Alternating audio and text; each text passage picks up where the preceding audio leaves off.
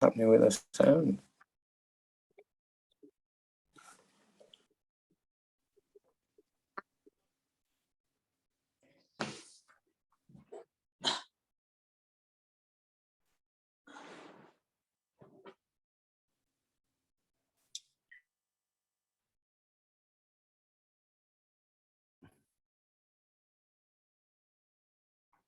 Martin, you're muted. Sorry, I think I hit the wrong button. There you are, I'm unmuted now. That's better.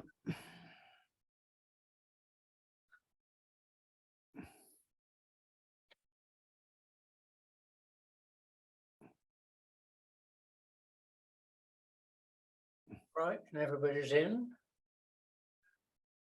We're recording.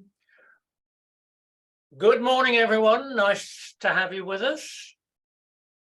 This lovely day now that the rain has stopped.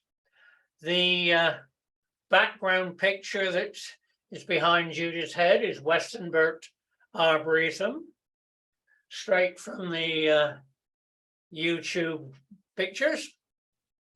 And I haven't paid any royalty, so don't tell on me.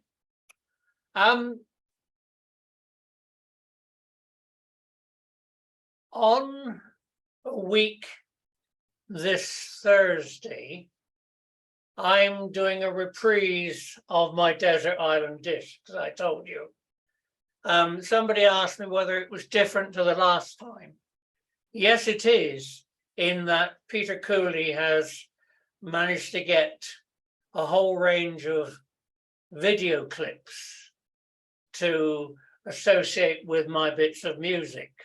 So it'll be the music, people like Sophie Tucker and Billy Cotton and a whole range of people, but there will be visuals with it as well. So it isn't just a straight repeat of last time, although my life hasn't changed that much. Right, thank you, Judy. You're off. Good morning, everybody. Lovely to see you all again. And welcome, and thank you very much indeed for your loyalty. I know I say that a lot, but it means a very great deal that you've stayed loyal over the years. Can't believe how long. 20 years now? Yeah, more. Yeah, I retired 23 years ago, so 23 years. So yes, it's wonderful that you are still loyal and still interested in it. And thank you. I mean that, really, thank you. So rather a pretentious title to the notes, the consolidation of the kingdoms and the Viking invasions, the 780s to 850 AD.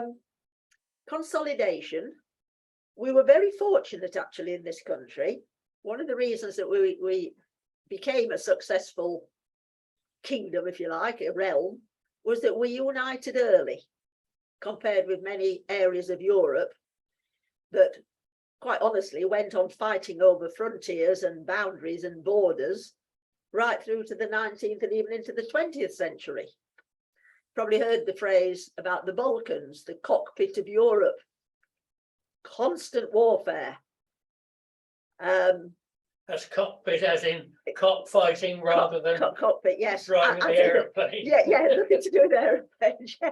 Yes, fighting cocks, which were a very popular sport.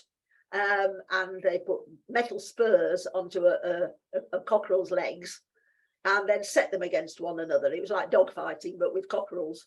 And they fought to the death. They tore each other to bits. Our ancestors thought that was great sport and turned up in larger numbers to watch these creatures who were bred for fierceness, tearing each other to pieces. So blood everywhere, blood and feathers. Sorry, that was my fault. And, the cockpit of Europe. Yeah, it's all Martin's fault, this diversion. But we were back to the fact that we were a fortunate country in many ways, that we did unite early, and being an island, Shakespeare spoke about the moat that protected us. It did protect us until, well, the First World War, when we were bombed. And then the Second World War, obviously, when we were the Blitz and bombed very, very, very badly. But until then, we were a fortunate country because of our history and our geography. So the 7 kingdoms of the Heptarchy, which is a posh name for this time when there were 7 separate kingdoms: Kent, Sussex, Essex, East Anglia, Northumbria, Mercia and Wessex. And great deal of infighting, which we'll return to, but gradually turned more or less into 3 great kingdoms. How did they manage this? Well, partly through warfare, royal marriage alliances, always useful. The fact that some of the kingdoms failed to produce a male heir, and there were succession issues, so infighting, sort of what we call civil war taking place, which is never a very healthy situation, and economic problems, which we won't go into, but we are familiar with. And the 3 large kingdoms were Northumbria, and they had their dominant time in the 7th century, a great flowering of art and culture, and it seemed for a time that they were going to be the kingdom that took over the other kingdoms, and that the country would be united via Northumbria. But that was not to be. By the next century, it was the Midlands, it was Mercia that was dominant, and everybody thought that was what would happen. Mercia would take over the other kingdoms, which was gradually happening. But then that didn't happen for various reasons, and then Wessex came into prominence in the 9th century, and in fact Wessex became the kingdom that took over eventually all the other kingdoms, and our president is descended from the King of Wessex. And we still think of the 3 areas. We talk about the North, the Midlands and the South, and I've just mentioned that there are cultural differences dating back to this period when they were actually separate kingdoms with their own coinage and their own laws, etc. And we still talk about these 3 areas, don't we? The North, the Midlands and the South, which correspond to the 3 dominant kingdoms. Now, there were sub-kingdoms that paid tribute to the boss sort of thing. They hadn't completely died out. East Anglia, for example, sort of hung on as a separate entity, and so we shall mention that. But that was a sub-kingdom. They paid money to Mercia to sort of exist separately, and were eventually swallowed up. But the really dramatic thing that we're going to think about today is the arrival of the Vikings. And I'm sure we did I did the Vikings at school, because they're interesting. Lots of myths and legends about the Vikings. I don't know if you can, you probably will remember Magnus Magnusson, who was of Viking descent, because he was an Icelander, trying to sort of give them credit and say they weren't the horrible, mindless, bloodthirsty thugs that everybody thought they were. And they certainly didn't have helmets with horns. He was very, very particular about that was another legend, that they were always shown in pictures as having helmets with horns. And as he pointed out, if you fought in a battle with a helmet with horns, your enemy would be able to get rid of get hold of the horns and possibly twist your head off, depending on how well your helmet fitted. It would not be a good idea to have horns sticking, and they would get in the way, and just be a nuisance. And that all the pictures and sculptings and all the visual evidence about Vikings and the archaeological remains show that they didn't have horns on their helmets. It was sort of a Victorian, just to make them look fiercer and more dramatic, make them look like animals. So, which sounds very trivial, but Magnus Magnusson was trying to restore the reputation of the Vikings and say that they had been horribly maligned over the centuries. And as a descendant of Vikings, he was trying to explain what they were like. The other thing that had happened was that Jorvik had been discovered in York, which gave its name to York. Jorvik was the sort of northern capital, had been in Roman times and became a Viking centre. And you probably remember Coppergate. And I can't remember whether they were digging a new car park or whether they were digging, there isn't an underground system, there isn't a train service, an underground system in York, but they were digging deep in York and they came across all these Viking remains and Viking houses and Viking markets, etc. And they found lots of combs. And I remember Magnus Magnusson saying that the pictures of the Vikings, the traditional idea was that they were wild, very much like when the Anglo-Saxons turned up. You know, they never combed their hair. Their hair was all sort of wild and they got beards that they never combed, and they looked rather animal-like. They looked vicious and fierce.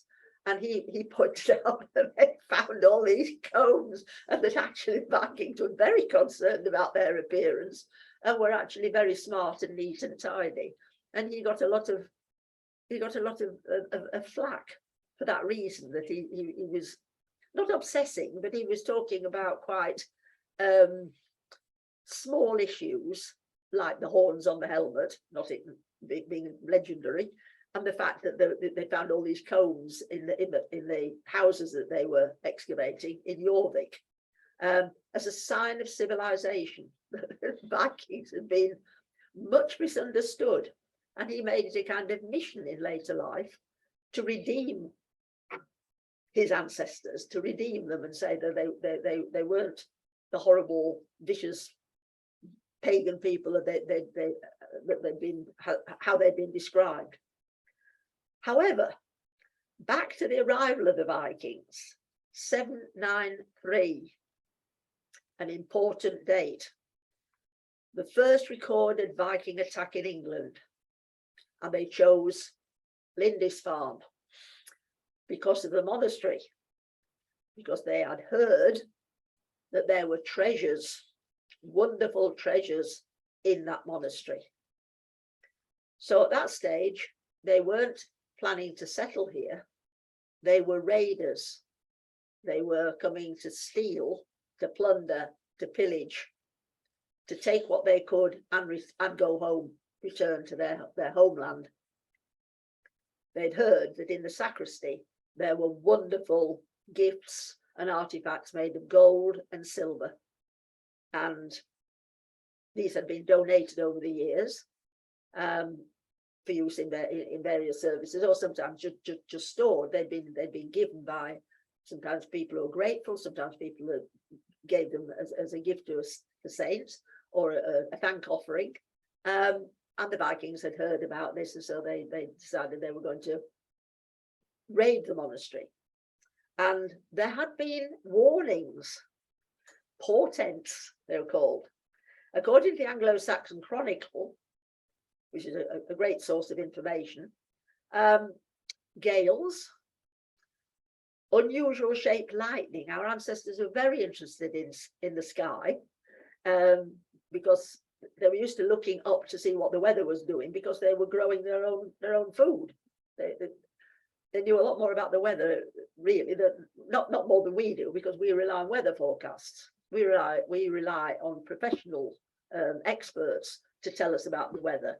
But our ancestors could interpret change in the wind direction or the shape of clouds, etc. They were constantly looking up to see if it was going to rain or be a nice day or whatever, because of they were self-sufficient. They were growing their own food. So they'd noticed shapes in the sky, which they reported as looking like fiery dragons flying in the air. And dragons were, although the Anglo-Saxons were now Christian, dragons dated back to when they were pagan. Fearsome creatures, monsters. And if they're in the sky, then this is an omen, an evil omen, a warning of something dreadful going to happen. Then there were reports of a shower of blood falling onto York Minster. We don't quite know what that would have been, but there would have been a rational explanation for it. People saw these phenomena as portents and the evil omens. Something awful was going to happen, and then of course it did. The Vikings attacked Lindisfarne, and the terrible thing about Lindisfarne was that, of course, well, not a terrible thing, the monks were totally unarmed by virtue of the fact that they were monks. They had given their lives to Christ. They had surrendered earthly things. They spent their time singing, worshipping, praying, working, making beautiful manuscripts, writing, illustrating. They had no weapons at all. No weapons at all. The Vikings couldn't believe their luck. They didn't know this about Christian monks. They were prepared to fight. They brought weapons with them, and they were going to fight their way into the monastery. I expected some resistance. There wasn't any, but they killed the monks anyway. So this was seen as the most horrendous incident, and there was talk about it all over Europe. Amazingly, that peddlers and travellers spread the message that this awful, awful thing had happened, that unarmed monks had been murdered just for the sake of it.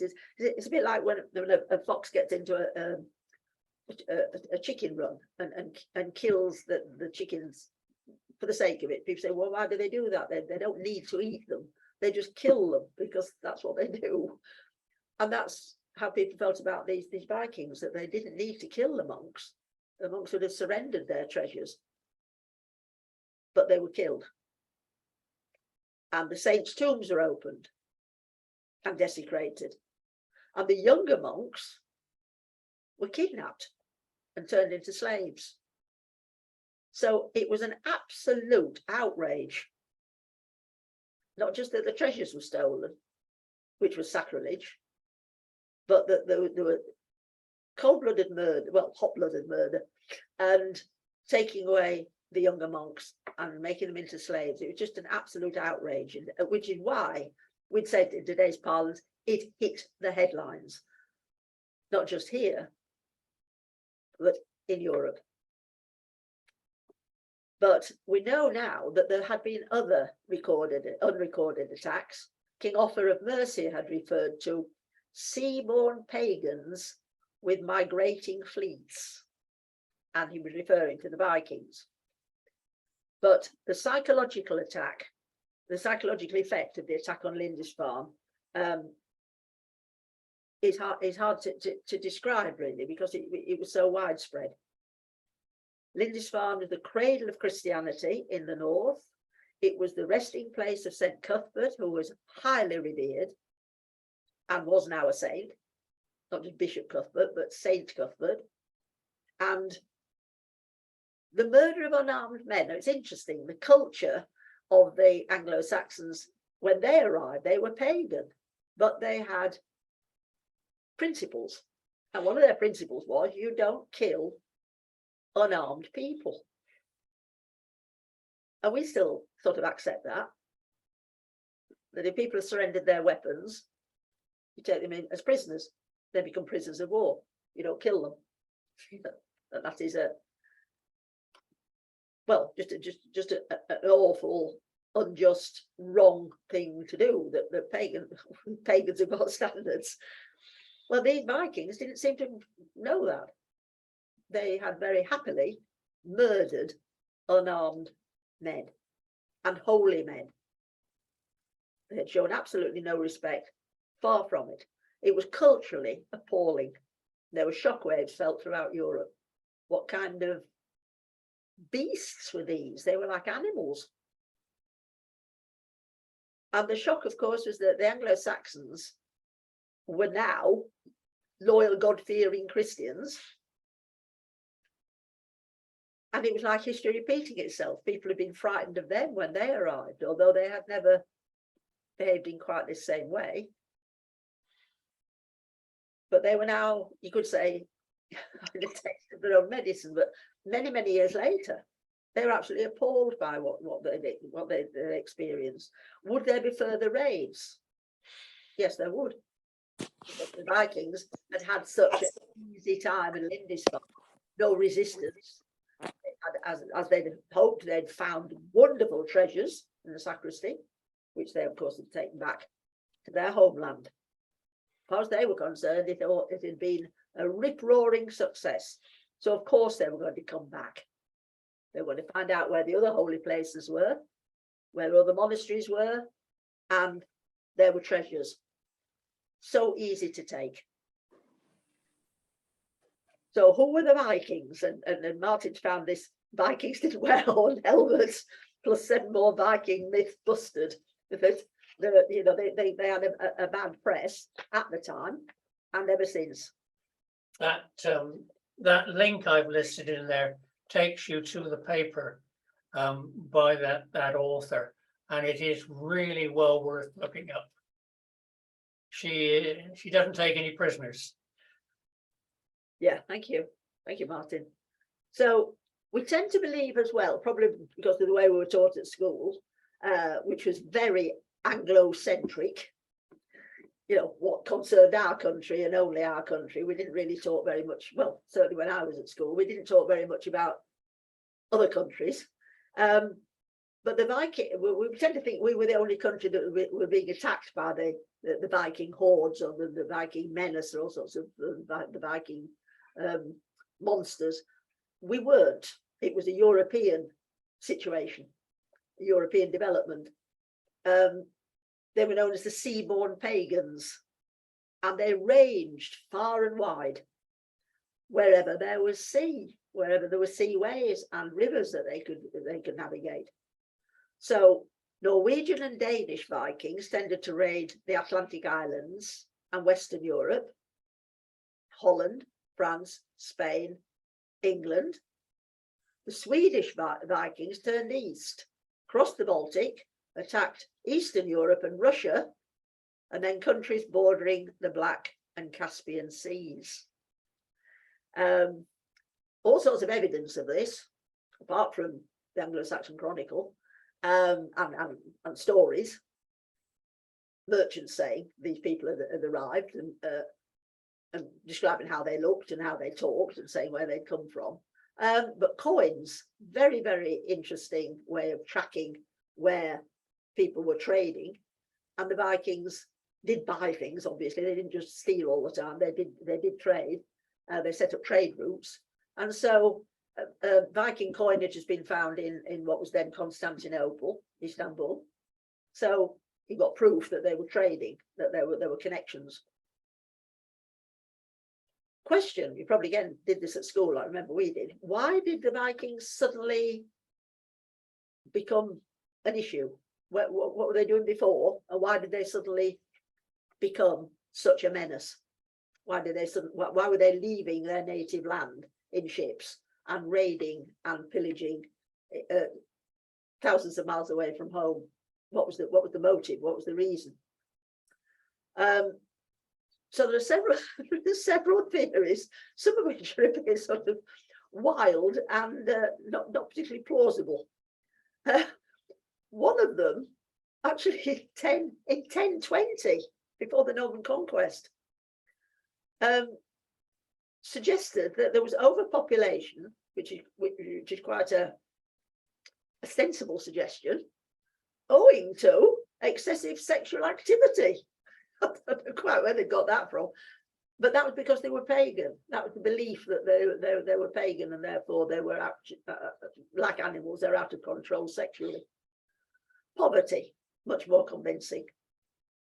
The tyranny of their rulers, another very interesting suggestion. The tyranny of their rulers. Revenge on Christian missionaries for denigrating the Viking deities.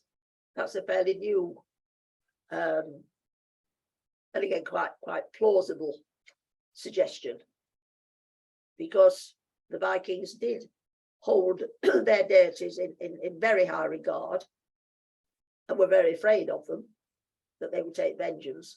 And so they were really acting as their champions. They were championing. They were a bit like some Muslims, saying, you know, Allah or Muhammad have been insulted in some way, and they must take that upon take it into their own hands and take not revenge, but pay the people back for insulting either Islam itself or Allah or the Prophet. And the Vikings felt the same about their deities. That Christianity was insulting them, and therefore they must act on behalf of their deities. Again, quite convincing. The one that we were told at school was that the population was expanding. They certainly didn't mention anything about excessive sexual activity, certainly not at my school. But there might have been a link. Might have been a link. The population went up. I think that can be proved, actually. There was lack of suitable land, obviously. You think about Scandinavia, and certainly where the fjords, only a narrow strip of arable land, and then it's mountains. And another very plausible reason, a sort of economic reason, that because they were pagan, the Vikings, Scandinavians, you could say, or the Norsemen, they called themselves Northmen or Norsemen, they weren't allowed to trade with Christian countries. So often when something happens, you search around and then it eventually comes down to an economic reason, something quite basic. Simple quest for adventure. I remember being told that at school, that they were young men. It was the younger sons, restless, probably weren't going to inherit any land, and there wasn't enough land anyway. Just being told, push off and make your fortune. You know, go and find a new life for yourselves. A little bit like the Americans, sort of go west, young man, seek your fortune. Don't rely on your parents. You know, we can't give you any land. Off you go, find some land for yourselves. But that was possibly later when they were traveling to settle rather than just plunder. And also the development of battleships, we call them battleships, ocean-going longships. We know that the Vikings were trading over quite a wide area before, and they were much wider, shorter ships, sort of fat ships, for cargo. And then these long ships were developed, which were technically very, very advanced, riding the waves, shallow draft, could go up rivers. They had a sail. The early ships didn't. They were rowed, or they just carried along on a current. Quite amazing, really. They didn't have a sail. But now a new type had been developed, and we've got evidence of this from remains of Viking ships. The Gokstad ship has almost entirely survived. And so you can see how very, very clever how cleverly built they were. And once they found that they worked, they got bigger and bigger, could carry more men, possibly 80 people in one ship. Sail and oars, could achieve speed of 10 knots. Constant bailing necessary. Now, I only found that out about 3 weeks ago. That sounds fun, doesn't it? Constant bailing in some freezing cold seawater, which is why they got their reputation for toughness. You know, these were open ships, apart from a sort of canvas area of cover. They were open, and Martin's found this lovely picture of people sort of rowing like mad. Moving through the water, and of course wind assisted because of the sail, but very, very skillfully designed and able to travel huge distances, despite the fact they were having to bail all the time. Well, not all the time, I suppose. If the sea was rough, they definitely had to bail out the ship. And then this lovely picture that Martin's found of the survival of this wonderful ship. See how shallow it is, shallow draft. I mean, you know, they could go really quite small rivers. So they also had extremely good weapons. So again, more advanced than people thought they were. Very well made swords, axes, short spears, long javelins, bows, iron-tipped arrows, and stones. If all else failed, you threw stones at your enemy. Many of these have been found in archaeological digs, and particularly Jorvik. And the Vikings depended, and this is where they did deserve their reputation for being savage. They built their reputation on terrifying their enemy, a sort of psychological approach, that even before they'd actually landed and killed anybody, they looked terrifying. So there's evidence that they rubbed their faces to make them dark, and that they filed their teeth and made them look pointed, which is horrible thought. I mean, filing their teeth, you know, how do you know when to stop when you're getting near the nerve? But when it hurts. pointy teeth do look awful, don't they? Pointy teeth do look savage. So there is evidence from skulls, again, from archaeological digs. They found Viking skulls, and a lot of them have got these pointy teeth, which are deliberately created. War cries, all shouting the same thing together, again, very, very frightening, and implying that they are working as a team, they are together, like resistance is useless. Heavy drinking, it was a very heavy drinking culture, leading to violent behaviour, because they weren't so drunk they were falling over. Obviously, they would have been able to row if they were that drunk, but certainly they would have been drinking on the ship to keep the cold out. And the word, we got the word berserk from this, that this is well authenticated, that they drank sufficient, and so there is some suggestion of chewing certain leaves with sort of some drug quality in it to make them feel impervious to pain, because many other people in different parts of the world do this or have done this. But building themselves up to a point where they didn't feel pain and they didn't feel fear. So if their enemies weren't able to do that, and they could, then they were absolutely terrifying. To see a horde of Viking warriors coming up the beach, and some people would have sort of surrendered immediately. They wouldn't have waited to get killed. They would have just been absolutely terrified by the appearance of these awful looking people. And we get the word berserk, meaning somebody's lost it, or they've seen a red mist, or well, all sorts of expressions, and we mean people don't quite know what they're doing, they're so angry. They're in a sort of almost in a trance-like state, and we use that word now. Somebody went berserk, meaning very, very angry indeed. And that's about, if you think, look at the word, it's a Scandinavian sounding word, isn't it? Berserk. So it's difficult to judge early Viking culture because they were basically illiterate. The sagas, people used to rely on the sagas, the Icelandic sagas, and of course Magnus Magnusson sort of made a great deal of these sagas, and talking about how wonderful they were and how could the people be literate if they could write such wonderful poems. They were hundreds of years later. Beowulf, which people who read English at university will have studied Beowulf. That was written later, much later, but it was, again, probably at school, you remember learning about, like the Anglo-Saxons, the same sort of culture, a warrior culture, not mentioning women at all. Well, women were the kind of handmaidens, they sort of served the drinks, that was more or less, and cooked the food and produced the food and brought it in and then disappeared and left the men to it.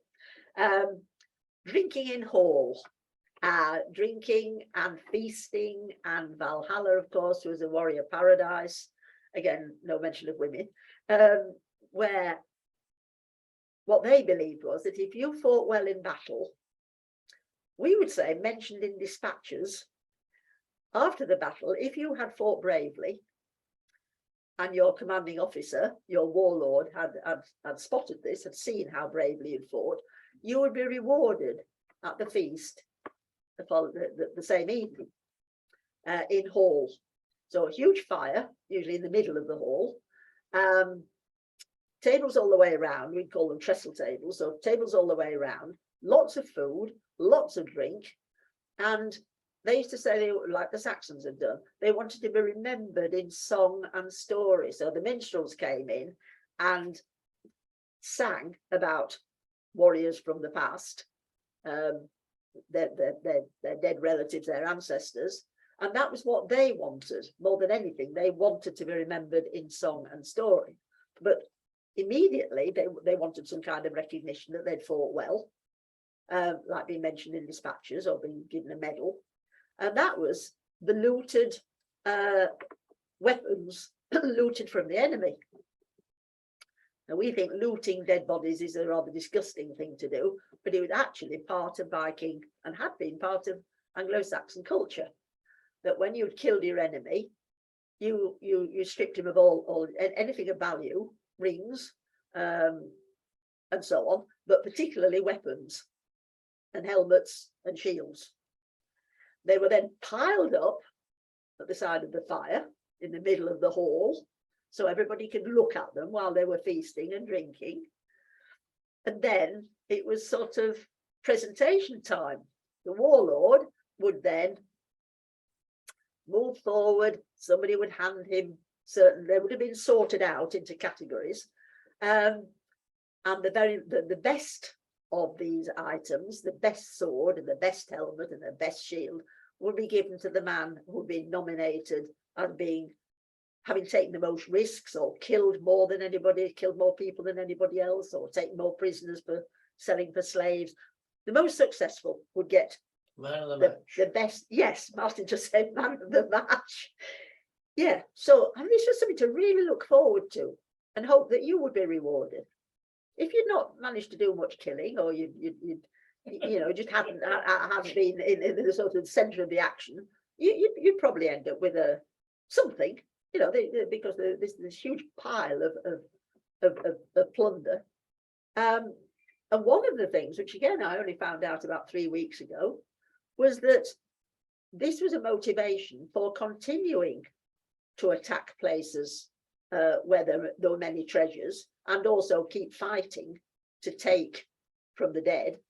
Because if a warlord ended up having a feast and there wasn't a pile of things to give out to his men, he would lose face and he would lose credibility after a time. He hadn't got any gifts to distribute. And some of the names, and this comes from Beowulf, some of the names for a great warlord or king: ring giver, because they stripped the dead bodies of rings and necklets or anything of personal jewelry. So ring giver, shield rewarder, spear gifter, sword bestower. These are all sort of names given to the person that was distributing and congratulating at the same time. It's like handing out medals and certificates saying, well done, well done. I saw how bravely you fought, how many men you killed. Do even better next time and get an even better gift. So plunder had to be kept topped up, basically. Otherwise, they lost face, and people would start.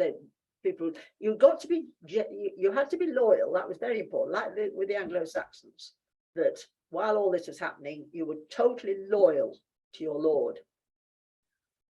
But if he fell from grace in some way, then it was all right to then attach yourself to a different warlord or a different ship.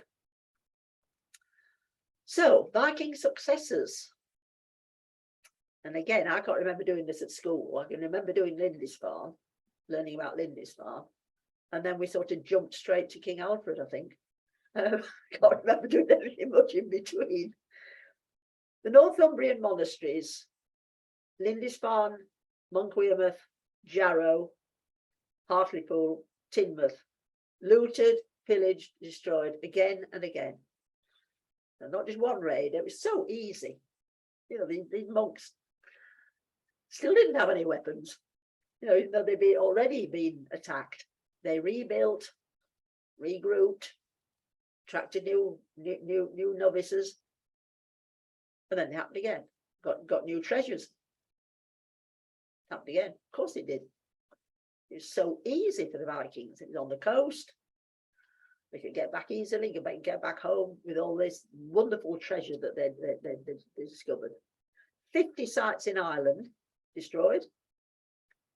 Armagh in 832, huge loss of treasure. And again, that was European scandal material. That really hit the headlines.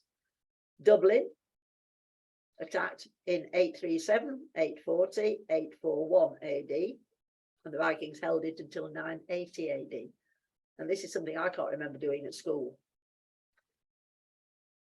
835 AD, the Isle of Sheppey, North Kent, pillaged, and then 35 ships attacked Devon using the River Severn to access Devon.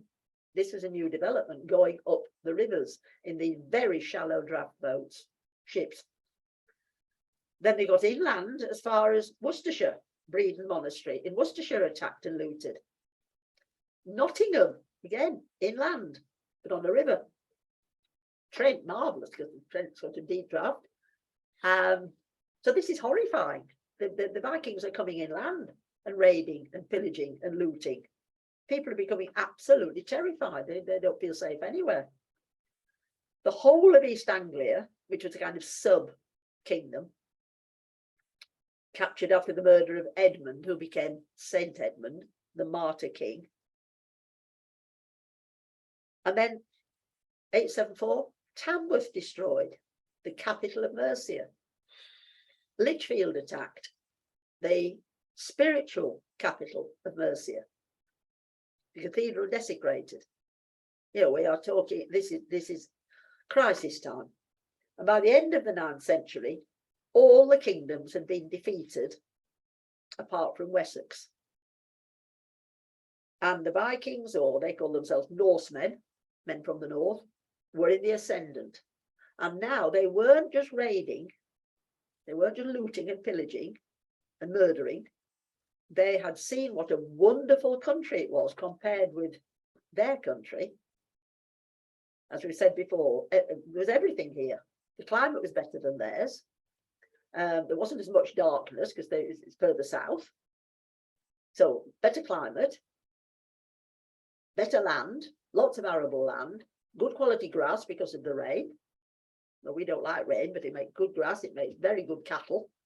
So you've got beef and milk and hides. You've got, you know, so cows are absolutely brilliant. But they do need good grass. You can't really keep cows on poor quality soil. On the poorer quality soil and the hills, you've got sheep.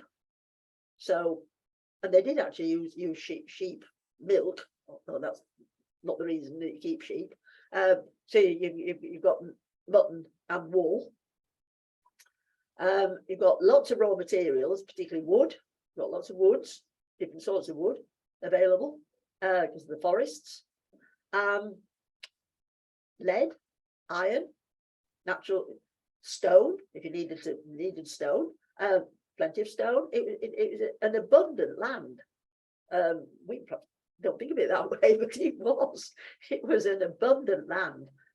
You know, to use the Bible phrase, a land flowing with milk and honey. A paradise compared with where they were from. The land of ice and snow, as somebody said. Land of ice and snow and mountains. Of course, they wanted to come and take over. So eventually, the different war bands combined. They forgot their differences. They forgot they stopped fighting each other and decided to combine and form what's called the Great Heathen Army. And they came with the intention of settling, of occupying the land, of fighting to gain access and settle here.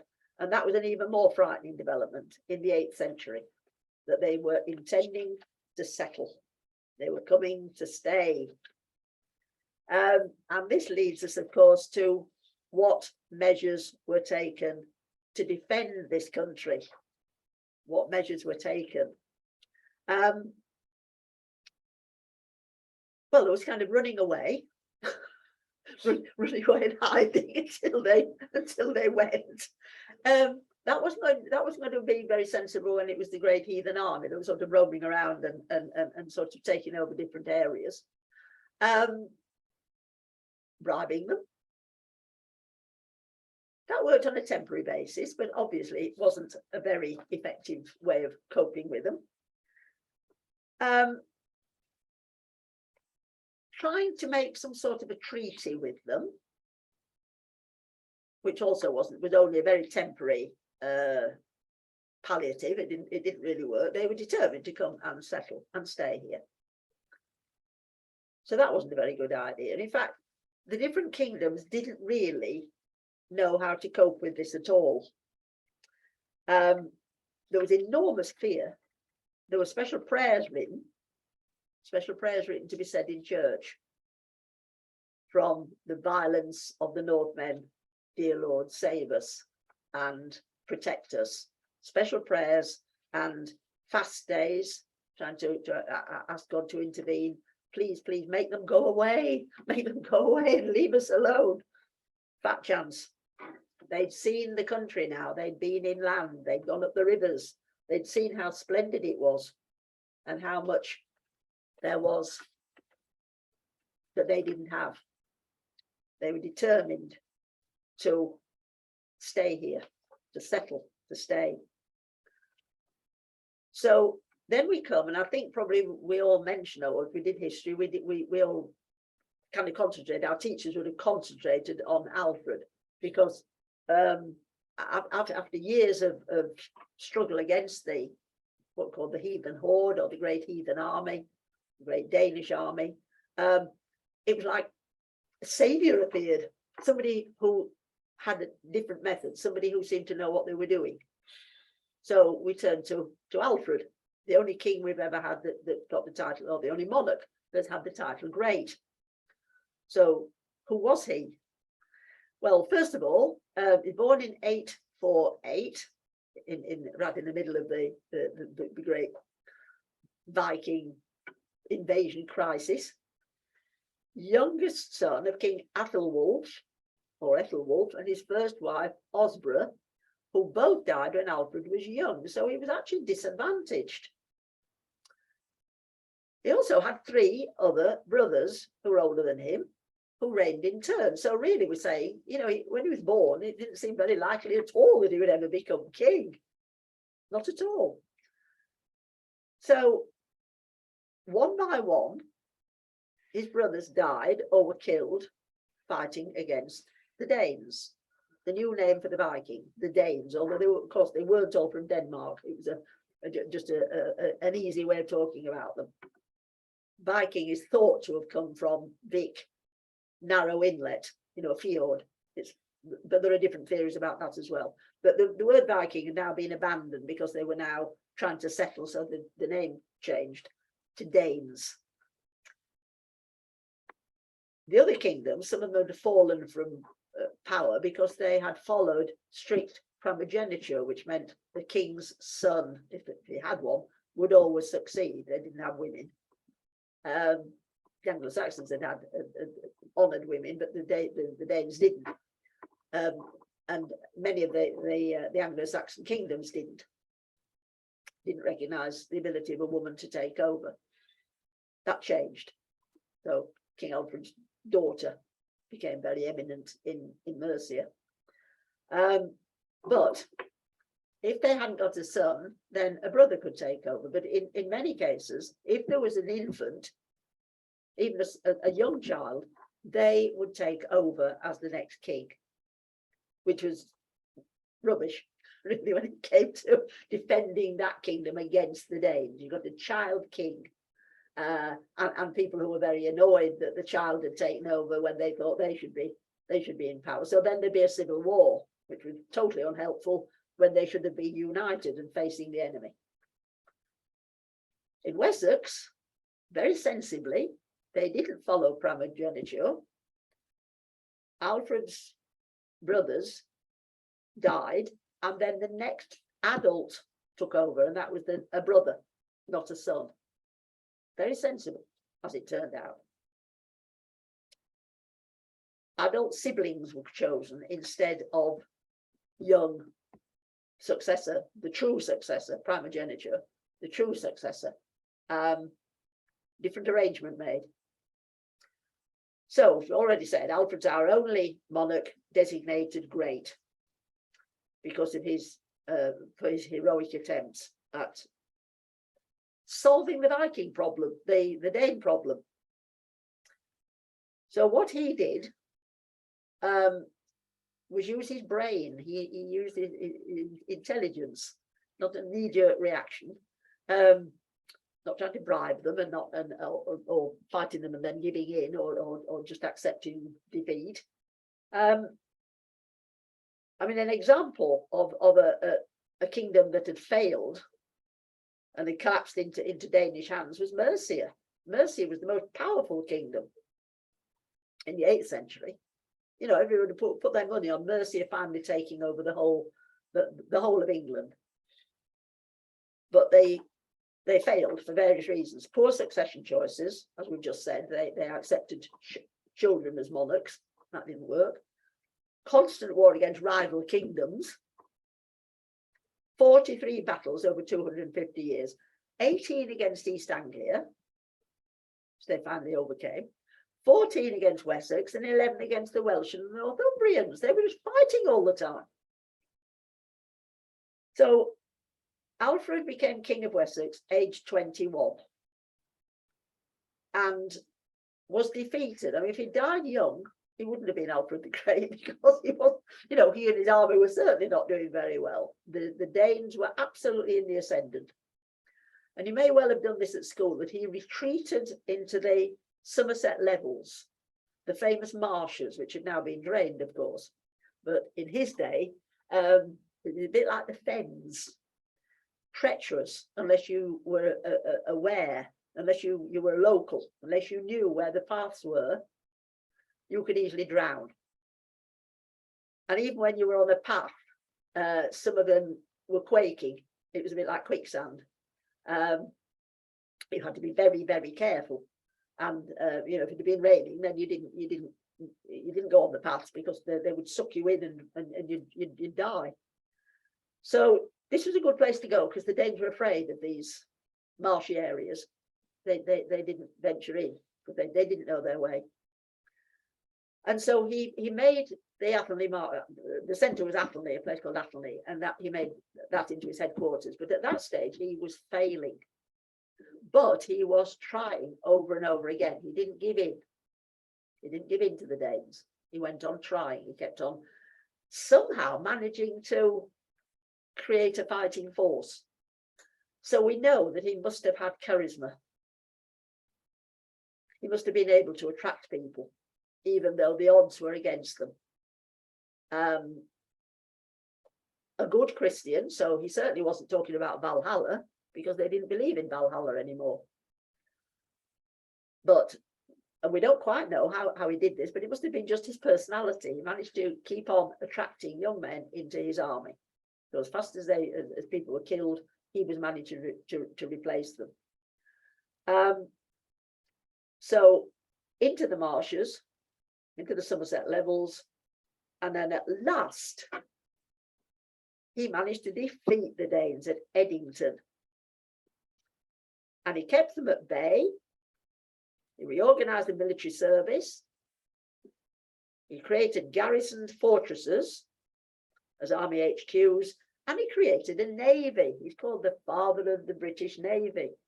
You know, a sort of sensational new idea was to sort of chase the Danes away when they were coming over in their battleships, in large numbers now, in fleets, a bit like the Armada, to meet them before they arrived and fight them at sea. This was a sort of, you know, sensational new idea to actually head them off before they landed. Nobody seemed to have thought of that before. But we found Danish ships and we copied them. We just looked at the design, saw how brilliant it was. Thought, oh, we can do that. We can make ships. We've got plenty of wood.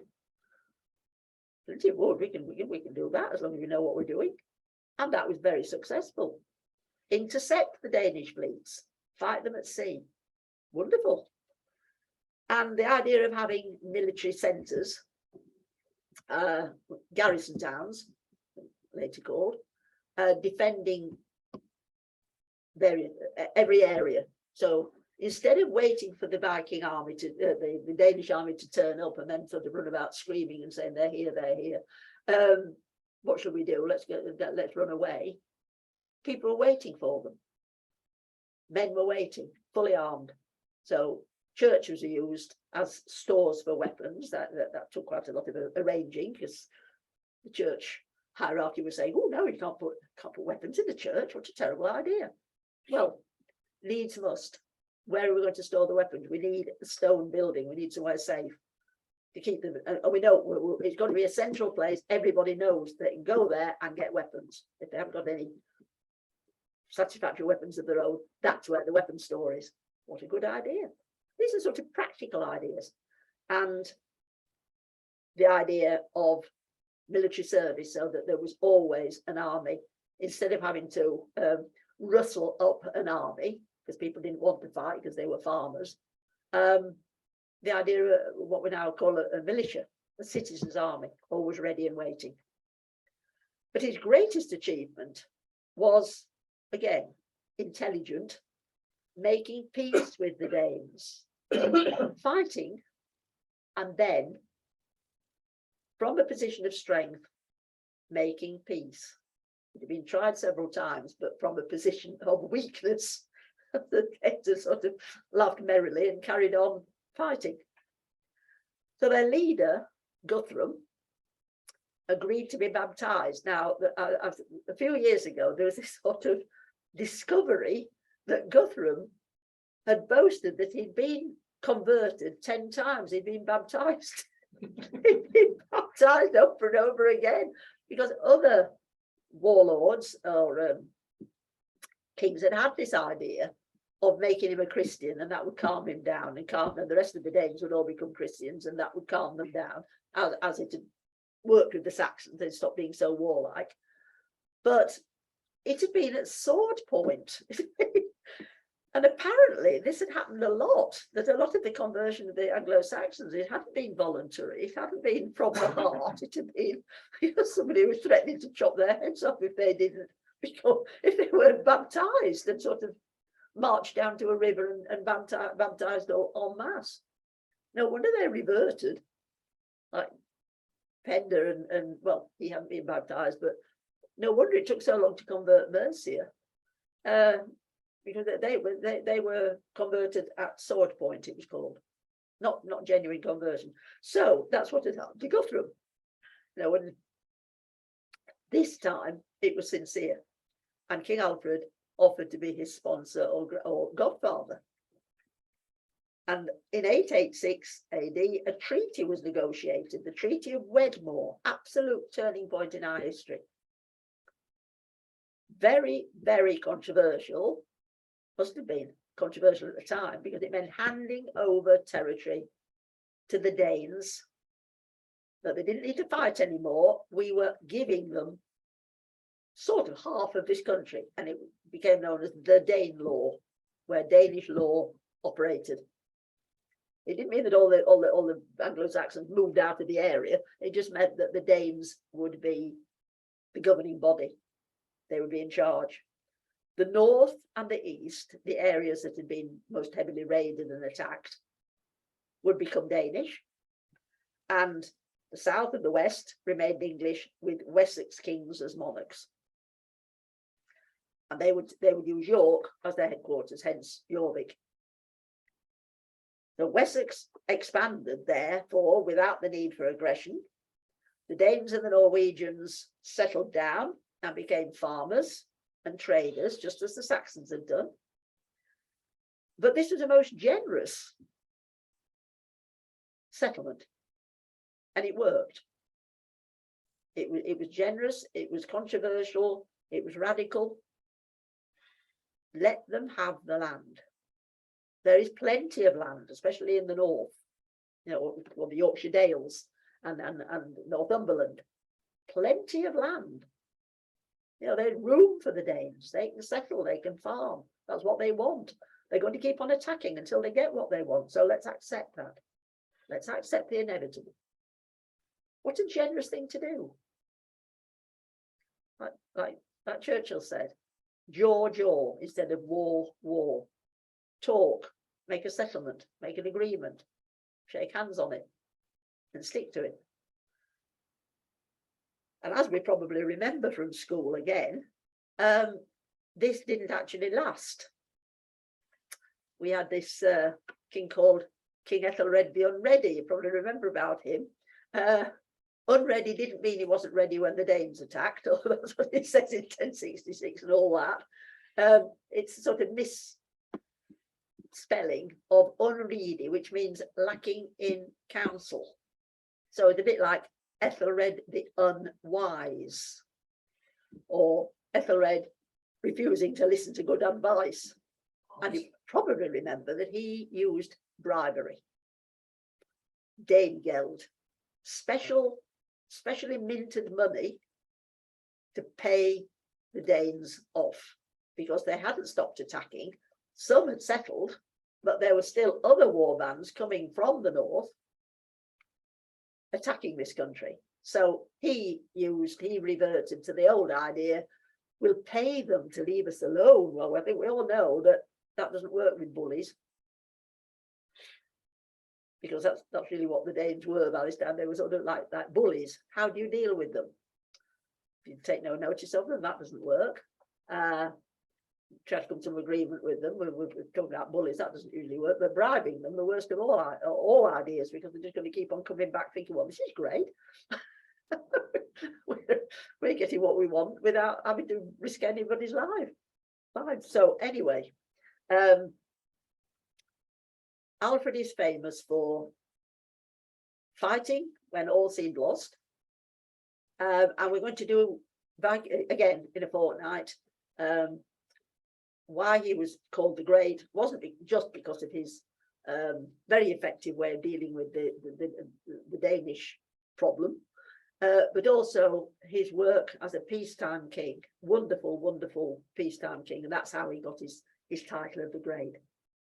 Thank you very much for listening. Thank you, Judy. It always amazes me that Judy's teaching clock still works, dead on the dot of 10:30. She's finished. Thank you ever so much, Judy. We'll see you all again in a fortnight, and maybe some of you at the URC on the 2nd in the afternoon.